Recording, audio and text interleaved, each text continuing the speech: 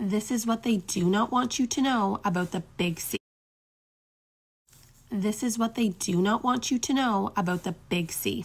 Watch this. Cancer is not a disease, it's a survival mechanism. So cancer is not trying to cancer is actually trying to save your life. Really? It's creating a tumor, a place for all those toxins to be so that they don't spread to other parts of the body.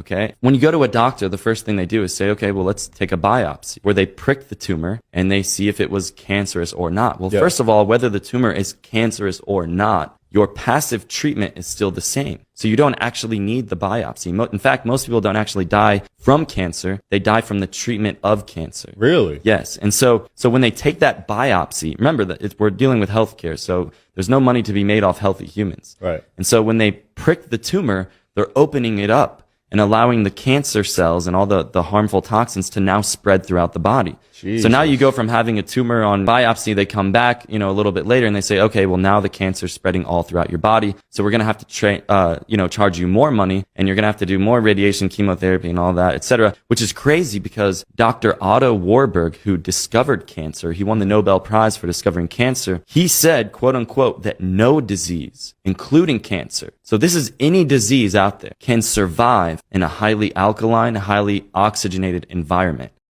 This is what they do not want you.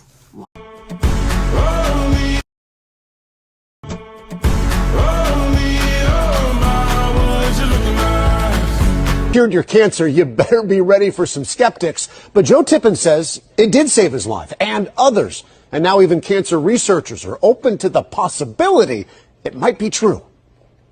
My neck, my liver, my pancreas, my bladder, in my bones, it was everywhere. 2 years ago, Joe Tippin says he was told to go home, call hospice, and say his goodbyes. The doctors were unanimous. He was going to die of small cell lung cancer. Once that kind of cancer goes that far afield, the odds of survival are less than 1%, and the median life expectancy is 3 months. Tippin says he went from 220 pounds to 110, but that was January of 2017. Today, Tippins is very much alive, and what he credits for his survival has doctors scratching their heads and the rest of us raising eyebrows. About half the people think I'm just crazy, and half the people want to know more and dig deeper. Tippin says he got a tip, not from a pharmacist, but a veterinarian. And in his desperation, he turned from people medicine to dog medicine, specifically fembendazole, or what you give a dog when it has worms. Truth is stranger than fiction, Just 3 months later, Tippin says his cancer was gone. I'm usually skeptical.